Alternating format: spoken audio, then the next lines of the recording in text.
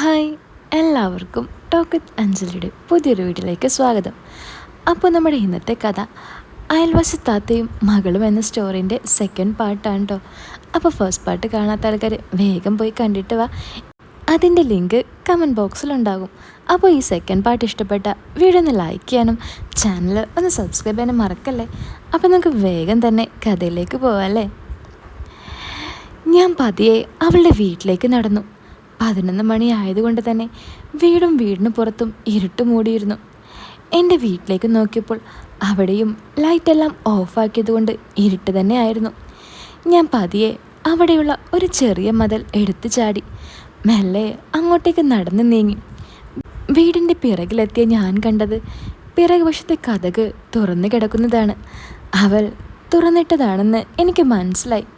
ഞാൻ പതിയെ നടന്ന് വീടിൻ്റെ അകത്തേക്ക് കയറിയതും ഇങ്ങോട്ട് വാ എന്നും പറഞ്ഞ് എൻ്റെ കയ്യിൽ പിടിച്ച് വലിച്ച് അവൾ എന്നെ വീടിൻ്റെ അകത്തേക്ക് വലിച്ച് ആ കതക് അടച്ചു. ഫോണിൽ ലൈറ്റ് കത്തിച്ച് അവളെന്നോട് പറഞ്ഞു എൻ്റെ പിറകെ വാ എന്ന്. ഞാൻ അവളുടെ പിറകിലായി പതിയെ അവളുടെ റൂമിലേക്ക് നടന്നു. അങ്ങനെ റൂമിലെത്തിയ ഞങ്ങൾ ഒന്നും പിന്നെ നോക്കാതെ കാത്തിരുന്ന് കിട്ടിയ അവസരം ഒട്ടും പാഴാക്കാതെ കാര്യപരിപാടികൾ ആരംഭിച്ചു. ഞാൻ വിചാരിച്ച പോലെ ഒന്നും അറിയാത്ത പെണ്ണല്ല അവളെന്ന് എനിക്ക് അപ്പോഴാണ് മനസ്സിലായത്. ഞാൻ കണ്ടതും കേട്ടതും ഒന്നും അല്ലായിരുന്നു. പുതിയ പിള്ളേരുടെ പുതിയോരോ രീതികൾ. തൊട്ടപ്പുറത്തെ മുറിയിൽ ഉമ്മ ഉണ്ടെന്നും യാതൊരു പേടിയും അവൾക്കില്ലായിരുന്നു. പേടിയെല്ലാം എനിക്കായിരുന്നു. എന്നാലും പൊട്ടിക്കാനുള്ളത് എല്ലാം പൊട്ടിച്ചു കൊടുത്തിട്ട് എല്ലാം ഞാൻ ഭംഗിയാക്കി. പെട്ടെന്നായിരുന്നു തൊട്ടടുത്ത റൂമിൽ ലൈറ്റ് കത്തുന്നത്. നിൻ്റെ ഉമ്മാക്ക് ഉറക്കമൊന്നും ഇല്ലേടി? ഞാൻ അവളോട് ചോദിച്ചു. ഒന്നും മിണ്ടാതിരേടാ, ഉമ്മ വല്ല ബാത്റൂമിലും പോകാൻ എഴുന്നേറ്റതായിരിക്കും. ആണോ? എന്നാൽ ഞാനൊരു കാര്യം ചെയ്യാം. ഉമ്മ അകത്തിരിക്കുമ്പോൾ ഞാൻ പതിയെ പുറത്തേക്ക് ഓടിയാലോ? ഓടാനോ? അതൊന്നും പറ്റില്ല. കഷ്ടകാലത്തിന് ഉമ്മ കണ്ടാൽ തീർന്നു. പിന്നെ ഞാൻ എങ്ങനെ പോകൂടി? എടാ, അത് നീ ഇന്ന് പോകണ്ട. എനിക്ക് ഇനിയും വേണം. ഒന്ന് പോടി. എനിക്ക് വീട്ടിൽ പോകണം. ഇല്ലെങ്കിൽ ഉമ്മ ഉപ്പയോട് പറഞ്ഞു കൊടുക്കും. എന്നിട്ട് വേണം ആ കാരണം പറഞ്ഞ് ഉപ്പാക്ക് എന്നെ ഗൾഫിലേക്ക് കൊണ്ടുപോകാൻ. എടാ, എന്താടാ, എന്തായാലും വന്നതല്ലേ, നാളെ പോയാൽ പോരെ? പോടി. ഞാനെന്താ ഇങ്ങോട്ട് വിരുന്ന് വന്നെന്നാണോ നീ വിചാരിച്ചത്? ഓ, ഫോൺ ചെയ്യുമ്പോൾ അങ്ങനെ ഇങ്ങനെയൊക്കെ ആക്കും എന്നൊക്കെ വല്ല വർത്താനം മുഴക്കുമായിരുന്നു. ഇപ്പോൾ എന്താ പവനായി ശവമായി പോയോ? എടി തെണ്ടി, ശവത്തിൽ കുത്തല്ലേടി. ഒന്ന് പതിയെ പറയടാ, ഉമ്മ കേൾക്കും. അവൾ എന്നോട് പറഞ്ഞു. അപ്പോൾ നിനക്ക് പേടിയുണ്ടല്ലേ? ഞാൻ കരുതി എനിക്ക് മാത്രമായിരിക്കും പേടിയെന്ന്. പെട്ടെന്ന് ആ ലൈറ്റ് ഓഫായി. ഉമ്മ പോയെന്ന് മനസ്സിലാക്കി അവൾ പറഞ്ഞു, ഇനി എന്തായാലും രാവിലെ പോകാം. ഉമ്മയോട് പറഞ്ഞാൽ മതി കളി നേരം വെളുക്കോളം ഉണ്ടായിരുന്നെന്ന്. കളിയോ? എന്ത് കളി? ഞാൻ നെട്ടിക്കൊണ്ട് അവളോട് ചോദിച്ചു. എടാ, ക്രിക്കറ്റ് കളി കാണാനാണെന്ന് പറഞ്ഞല്ലേ നീ വീട്ടിൽ നിന്നും ഇറങ്ങിയത്? അപ്പോൾ അത് പറഞ്ഞാൽ മതി, അവൾ പറഞ്ഞു. അപ്പോഴേക്കും പഴയ ക്ഷീണം മാറി ഒന്ന് ഉഷാറായി വന്നിരുന്നു. എന്നാൽ ശരി, ഒരംഗം കൂടി നോക്കാമെന്നും കരുതി ഞാൻ അവിടെ അന്ന് നിൽക്കാൻ തീരുമാനിച്ചു. അങ്ങനെ വീണ്ടും ഒരു കലാപരിപാടിയെല്ലാം കഴിഞ്ഞ് ഞങ്ങൾ അറിയാതെ അവിടെ കിടന്നുറങ്ങിപ്പോയി. രാവിലെ കഥകൾ തട്ടുന്ന ശബ്ദം കേട്ട് ഞാനും അവളും നെട്ടിയുണർന്നു. എന്നെ കണ്ട അവളും അവളെ കണ്ട ഞാനും ആകെ നെട്ടിവിറച്ച് കണ്ണിൽ നോക്കി ഇരുന്നു പോയി. പുറത്തുനിന്ന് പറഞ്ഞു, ഡി, നിന്നോട് ആരാടി ഈ കഥകളൊക്കെ ഞാൻ പറഞ്ഞത്? ഓരോരോ പഠിപ്പും കൊണ്ട് ഇറങ്ങിയേക്കും, തുറക്കടി വാതിൽ. എത്തയുടെ സൗണ്ട് കേട്ട് എന്ത് ചെയ്യണമെന്നറിയാതെ ഞങ്ങളാകെ പെട്ടു. ഡി, വന്ന് കുട്ടിയെ നോക്ക്, അവനവിടെ കിടന്ന് കരയുന്നു. എനിക്കിവിടെ കുറേ പണിയുണ്ട്. ദേഷ്യത്തോടെ വീണ്ടും കഥകിൽ തട്ടിക്കൊണ്ട് പറഞ്ഞു. ഞാൻ വേഗം ചാടി എഴുന്നേറ്റ് കട്ടിലിൻ്റെ അടിയിലേക്ക് കയറി ഒളിച്ചു. അവൾ ഉറക്കപ്പിച്ചും അഭിനയിച്ച് പോയി കഥക് തുറന്നു. കെട്ടാറായി, എന്നിട്ടും പോത്തുപോലെ കിടന്ന് ഉറങ്ങിക്കോളും, വാ ഇങ്ങോട്ട് എന്നും പറഞ്ഞ് അവളെയും പിടിച്ച് അടുക്കളയിലേക്ക് കൊണ്ടുപോയി. ഞാനാണെങ്കിൽ കട്ടിലിനടിയിൽ, എൻ്റെ ബൈക്കാണെങ്കിൽ ആ കടയുടെ മുന്നിലും.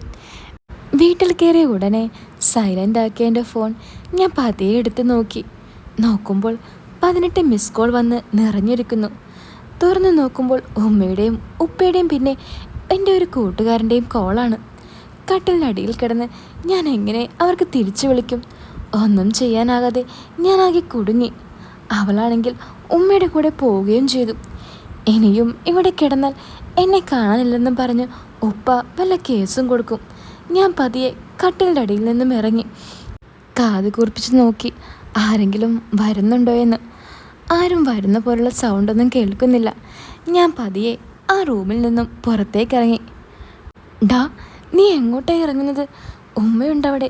കുട്ടി എടുത്തുകൊണ്ട് റൂമിലേക്ക് വന്ന് അവൾ പറഞ്ഞു. എടി, നേരം 7 മണിയായി.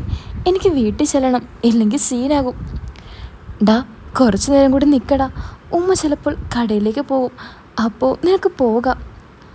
അല്ല, ഉമ്മ ഇപ്പോൾ എവിടെ? ഞാൻ ചോദിച്ചു. അടുക്കളയിലുണ്ടടാ, അവൾ പറഞ്ഞു. എടി, ഞാൻ മെല്ലെ മുന്നിലൂടെ പോയാലോ?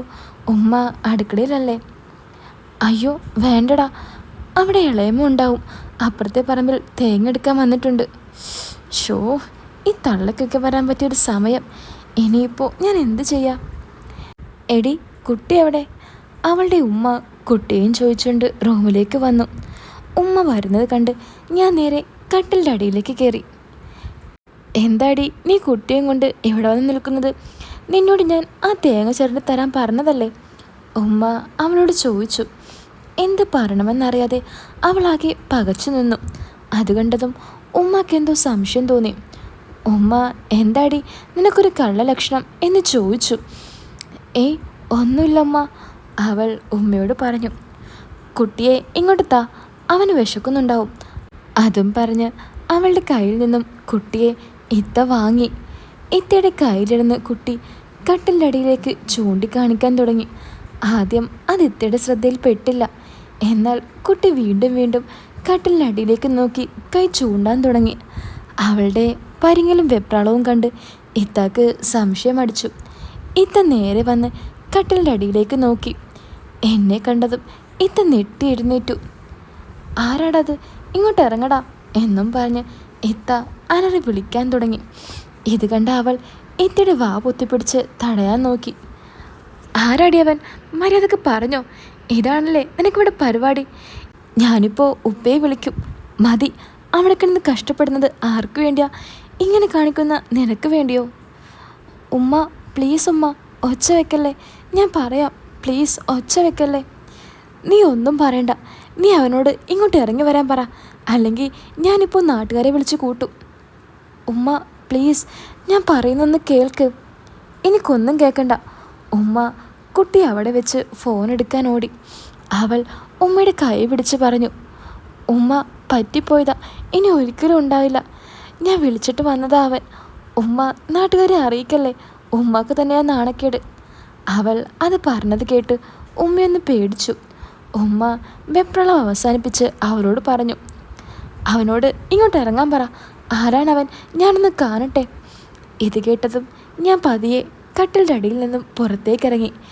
എന്നെ വ്യക്തമായി കണ്ടതും ഇത്ത നെട്ടി 2 കൈയും തലയിൽ വെച്ച് പറഞ്ഞു. ഡാ, നീയോ? നീ ഇങ്ങനെയുള്ള ആളായിരുന്നോ? നിനക്ക് കാര്യം നടത്താൻ എൻ്റെ മകളെ കിട്ടിയുള്ളൂ. ഉമ്മ കണ്ണിൽ കണ്ണീരുമായാണ് എന്നോടത് പറഞ്ഞത്. ഇത്ത, എന്നോട് പൊറുക്കണം. ഞങ്ങൾ തമ്മിൽ ഇഷ്ടത്തില്ല. അത് ഇന്നും ഇന്ദ്രൻ തുടങ്ങിയതല്ല. നിങ്ങൾ ഇങ്ങോട്ട് വരുന്നതിന് മുമ്പ് തുടങ്ങിയതാ. ഉമ്മ മാപ്പാക്കണം. അറിയാതെ ഞാൻ ഇന്നലെ രാത്രി ഇവളെ കാണാൻ വന്നതാ. ഞാൻ അത് പറഞ്ഞതും ഇത്ത അവളുടെ കൈ പിടിച്ചുകൊണ്ട് അടുത്തുള്ള റൂമിലേക്ക് കൊണ്ടുപോയി. നിലത്ത് കിടന്ന് കരയുന്ന കുട്ടിയെ എടുത്തുകൊണ്ട് ഞാൻ അവിടെ നിന്നു. കുറച്ചു കഴിഞ്ഞ് അവൾ വന്ന് പറഞ്ഞു. ഡാ, നീ പൊക്കോ. ഞാൻ ചോദിച്ചു. എന്താടി, എന്താ ഉമ്മ പറഞ്ഞത്? ഒന്നുമില്ല, നീ ഇപ്പോൾ പൊക്കോ, ഞാൻ പിന്നെ പറഞ്ഞു തരാം, അവൾ എന്നോട് പറഞ്ഞു. അവൾ എൻ്റെ കയ്യിൽ നിന്നും കുട്ടിയെ വാങ്ങി അവളുടെ ഉമ്മയുടെ അടുത്തേക്ക് പോയി. എന്താ നടന്നതെന്ന് അറിയാതെ ഞാൻ പതിയെ പുറത്തേക്ക് നടന്നു. അവളുടെ വീട്ടിൽ നിന്നും ഞാൻ പതിയെ നടന്ന് റോഡിലെത്തി.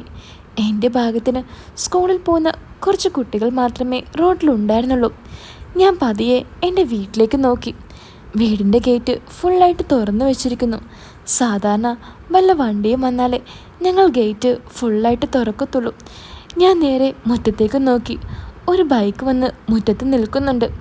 ഞാൻ നോക്കുമ്പോൾ അതെൻ്റെ എളാപ്പയുടെ ബൈക്കാണ്. എന്തോ സീനായിട്ടുണ്ടെന്ന് എനിക്ക് മനസ്സിലായി. ഞാൻ പതിയെ വീട്ടിലേക്ക് നടന്നു. വീടിനകത്തു നിന്നും ഇളയപ്പയുടെയും ഉമ്മയുടെ ശബ്ദം കേൾക്കുന്നുണ്ട്. എന്ത് ചെയ്യണമെന്നറിയാതെ ഞാൻ കുറച്ചു നേരം അവിടെ നിന്നു. പെട്ടെന്ന് പുറത്തേക്ക് വന്ന ഇളയപ്പ എന്നെ കണ്ടു. ദാ നിൽക്കുന്നു അവൻ, ഇളയപ്പ ഒച്ചത്തിൽ ഉമ്മയോട് പറഞ്ഞു. അത് കേട്ടതും ഉമ്മ അകത്തുനിന്ന് ഓടി വന്നു. ഡാ, നീ എവിടെ പോയി കിടക്കായിരുന്നു? വെറുതെ മനുഷ്യനെ തീ തീറ്റിക്കാൻ. ഉമ്മയോടും ഇളയപ്പയോടും ഞാൻ ഓരോന്ന് പറഞ്ഞ് സമാധാനപ്പെടുത്തി. ശരിക്കും പറഞ്ഞാൽ വലിയ സീനില്ലാതെ ഞാനവിടെ കയ്യിൽ നിന്നും രക്ഷപ്പെട്ടു. കുറച്ച് കഴിഞ്ഞ് ഞാൻ പോയി എൻ്റെ ബൈക്കും എടുത്തുകൊണ്ട് വന്നു.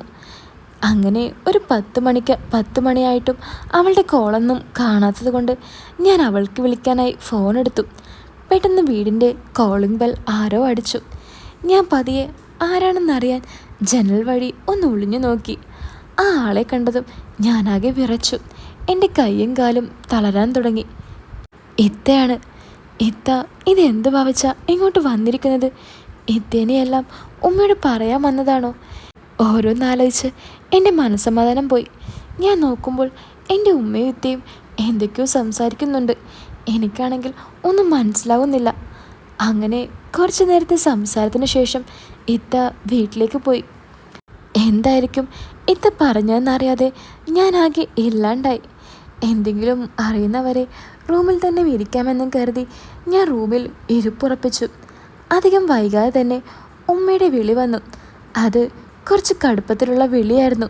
രണ്ടും കൽപ്പിച്ച് ഞാൻ ഉമ്മയുടെ അടുത്തേക്ക് നടന്നു. അപ്പോൾ ഇതിൻ്റെ തേർഡ് പാർട്ട് ഞാൻ ഉടൻ തന്നെ ഇടാട്ടോ.